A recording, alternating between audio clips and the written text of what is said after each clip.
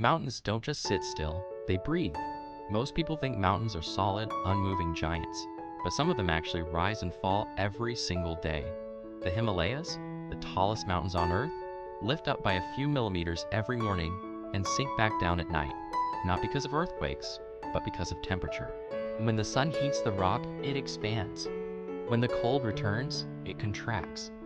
The entire mountain range subtly breathes, rising and falling like a living thing. We think of mountains as permanent, unchanging monuments, but even the tallest peaks shift with the rhythm of the planet.